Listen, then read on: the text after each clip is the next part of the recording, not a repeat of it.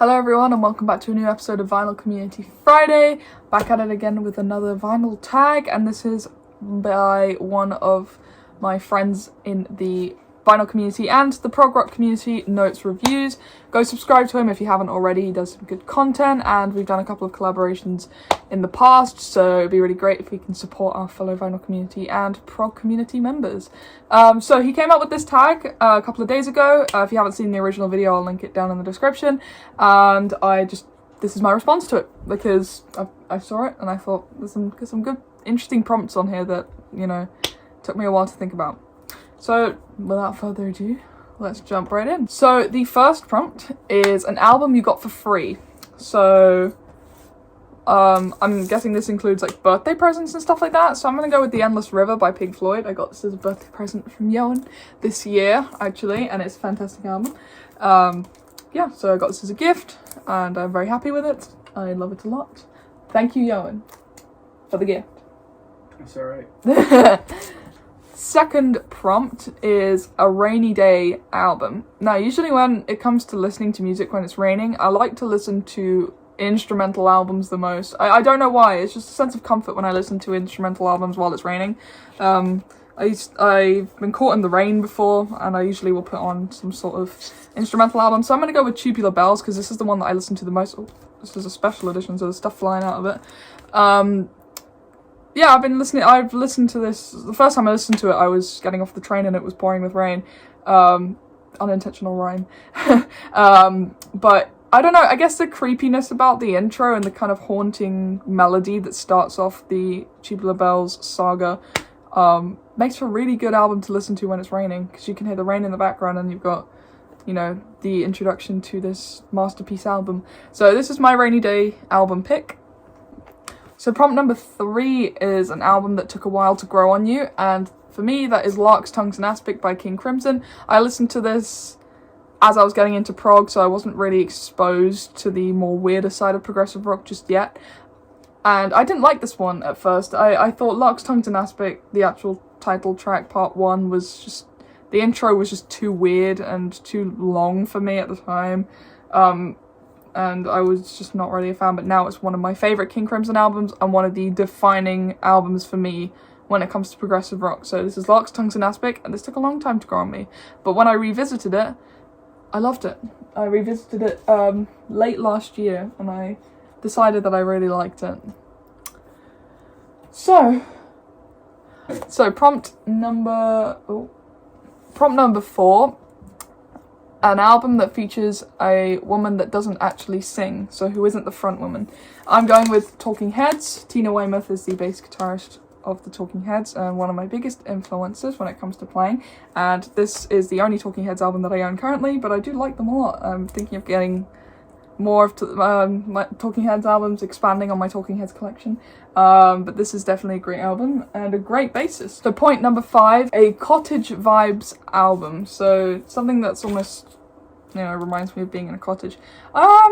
This one took a while. Definitely, I had a lot on my mind. The first genre I kind of went to was like folky kind of music. So I went with Renaissance, and I picked this particular album because it just reminded me of like countryside, having like a cottage life and, you know, all that kind of stuff. So this album is Scheherazade and Other Stories. This is a fantastic album. It's quite short in terms of how many tracks it's got. I think it's only got 4 tracks, but it is fabulous and such a great album. I highly recommend this one to anyone who's getting into progressive rock. They've done some other great albums as well, and this is probably the one that... I was going to pick Ashes Are Burning as well, so I might include that as like a second one, but this one really gives me cottage vibes. Prompt number 6 is an album that features Mike Portnoy on drums. A bonus point if it's not a Dream Theater album. Unfortunately, I don't own any albums that feature Mike Portnoy on vinyl or CD, so I'm just going to have to go with Dream Theater. I don't get my extra point. This is the last album that Mike Portnoy featured on in Dream Theater. Count of Tuscany was the last song that he ever wrote with them as well. This is such a fantastic album. This is my favourite Dream Theater album. Great tracks. There's so many debates online about what is the best Dream Theater album, but this one is personally my favourite. You know, A Nightmare to Remember, Wither, Shattered Fortress, and of course the album closer, The Count of Tuscany, which I used to listen to a lot in the past few years, but I still love it to this day, and I highly recommend this one. It's very good. I'm more into the 2000s, early 2010s Dream Theater era. I love their 90s stuff, but I'm more into that kind of evolution that they did. You know, things like Octavarium, you know, Black Clouds and Silver Linings and stuff like that. It's just very good. So prompt number 7, a side project album. So I'm going to go with the Fripp and Eno collaborative album, No Pussyfooting. I could have picked absolutely any kind of solo album, but I thought this one was interesting to talk about because it's so un-King Crimson, if that makes sense. It's so different to the King Crimson sound. It's less kind of scatty and more, I don't know, elegant, I guess. And that is no disrespect to King Crimson. They're one of my favourite bands, of course, but King Crimson's more, you know, tempo changes, weird note placements, all that kind of stuff, but this is just a very smooth flowing album. I was going to put this for my rainy day one, but I thought this would be a good one to talk about when it comes to side projects, because it is basically two people's side projects working together to make the ultimate side project. But definitely check this one out. This one's actually quite hard to find on vinyl, so if you find it. So prompt number 8, the first album I bought with my own money. Sadly, I don't own it anymore because I got rid of it. I'm not a fan of the band anymore. It was Sempiternal by Bring Me the Horizon. That was one of the first vinyl records I ever bought. I think it was the first one I ever bought because it was my favourite album at the time. I don't own it anymore. Sold it on now, sadly. I re-listened to it as of late just to see if I still had that same connection that I did all those years ago. Not really.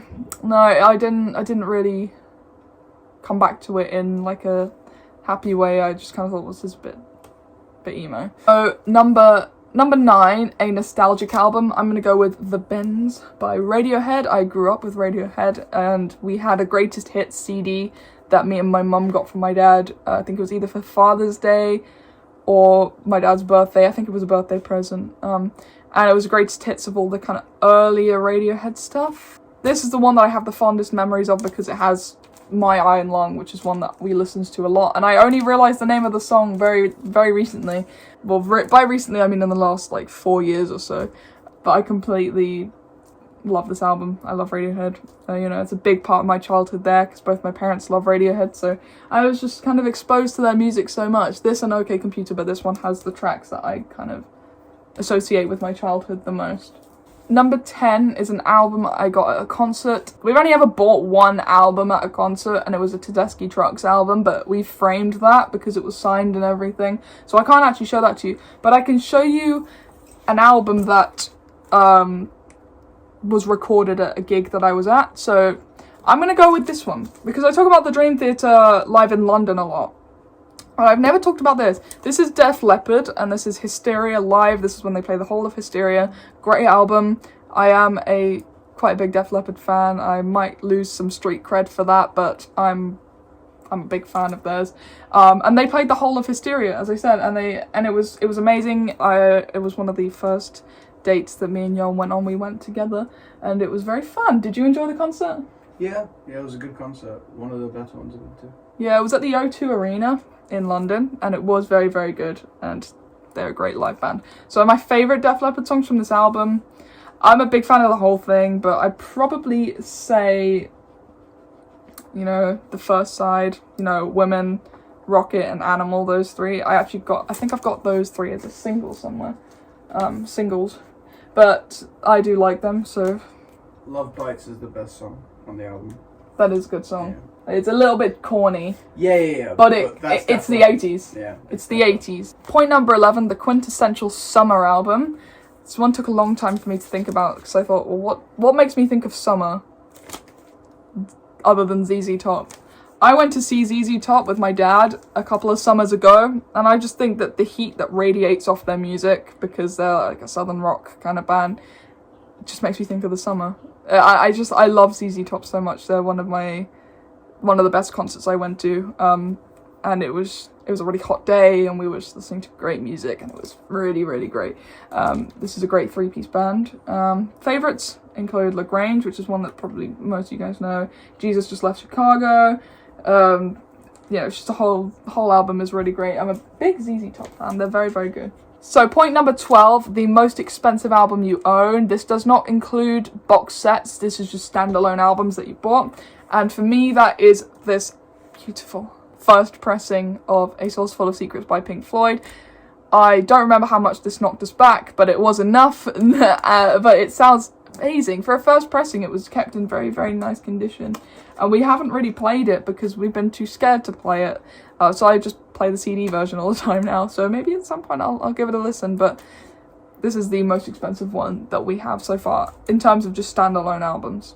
Point number 13, an album that you own more than one copy of.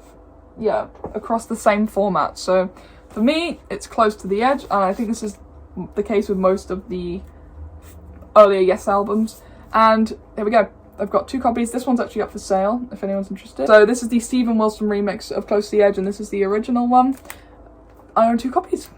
I've also got it on CD as well. I've got 2 copies of it on CD. I've got 4 copies in total of Close to the Edge. It's my favourite Yes album, you know. I'm not... that shouldn't be very shocking. Number 14, a quintessential Canadian album. Now, you know what's coming, because I don't own many Canadian artists other than Rush. When it comes to progressive rock and music in general, I don't really have many Canadian artists in my discography. I think my dad's got the majority of them downstairs.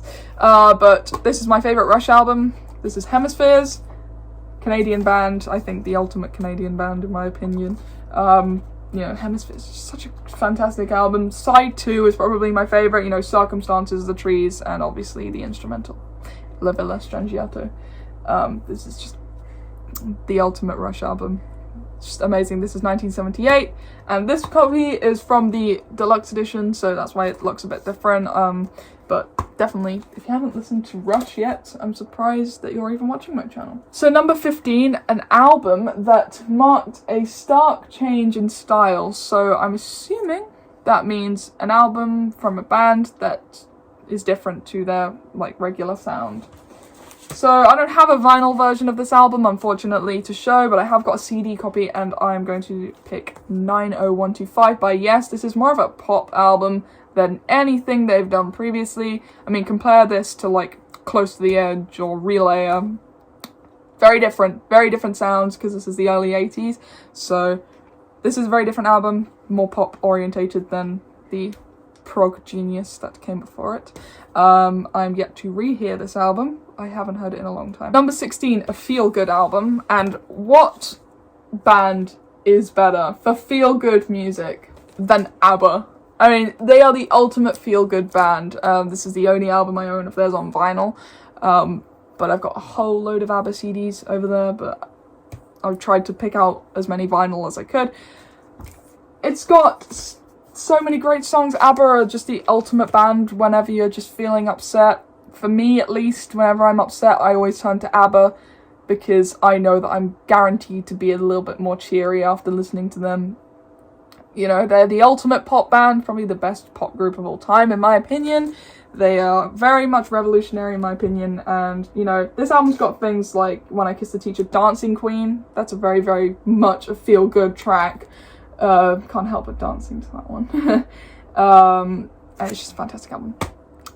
ABBA are great. If you don't like ABBA, like, are you feeling alright?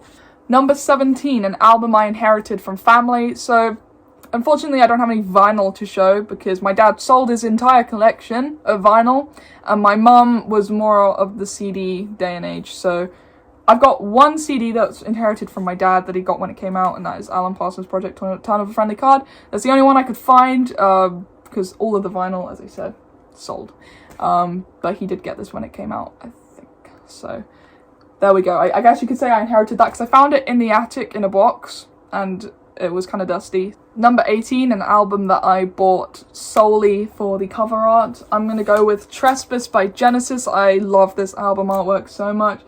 The artwork, the drawing, the colour, and the way it kind of goes into the back cover as well. This is just a beautiful image here. You know, you got this kind of black and white drawing with this like old English font and this like landscape of like mountains and all that stuff with the knife that goes all the way through it. I knew Genesis, obviously. I was into Genesis when I bought this album, but I didn't know anything about it. I bought it because the cover looked really nice, and it's a great album, so I got lucky with that one. Number 19, we're coming to the end now, there's only one more after this, is a high school album. So for me it's a secondary school album, so an album I listened to a lot while I was in secondary school, and for me that is And Justice for All by Metallica. When I was in year 10, if you're in the UK you'll be familiar with the year tier, I'm not really sure what that is in the US or anywhere else, but year 10 is when year 10's like what, 15, 16? Something like that. Yeah, so I was getting really into metal at this point. I was really big into Avenged Sevenfold, I was into Metallica as well, Iron Maiden. But this album, it really stuck with me. And I still don't know why to this day. I think I just fell in love with everything about it. Especially To Live Is To Die, because I used to listen to that song a lot. A lot. I'd listen to it to school, I listened to it coming back from school, I listened to it at school. I would listen to this album every chance that I was able to listen to music. I would listen to this album. I listened to it for the first time in a long time a few weeks ago, and it's still as good as I remember it, you know, parading around the school halls listening to And Justice for All, you know. I felt really cool at the time, but I probably looked really weird because I had like really short hair, like really short. But this is the album. I also based one of my art projects on the cover of this album. You know about that story, don't you? Yeah, you showed me that one. Yeah. My art teachers didn't like it. That makes me really sad because I spent so long drawing this cover. It took me ages. That's how much I love this album. I had to incorporate it into my art GCSE thing. And the last point number 20, an album that tells an epic story. Dream Theater. Metropolis Part 2, Scenes from a Memory. I could have picked so many other concept albums, but this one is one that I think has a really cool concept. I don't know why.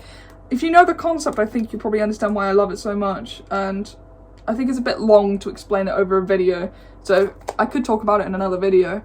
But if you know it, you'll understand why. Fantastic music, fantastic story, and, you know, songwriting and everything. It's Dream Theater, where do you go wrong? And that is the end of today's video. Let me know your picks, and definitely try out this tag if you haven't yet. Go subscribe to my friend Notes Reviews, he's a great guy. And also tomorrow, Saturdays with Dad. Still not sure what we're going to do for Saturdays with Dad tomorrow, but, you know, we'll get there eventually. And yeah, so as for that live stream, I was promising you guys it'll probably be at some point next week. If not next week, tomorrow evening, because I think tomorrow evening might be a good chance to do it. See you then. See you tomorrow for Saturdays with Dad, and bye-bye.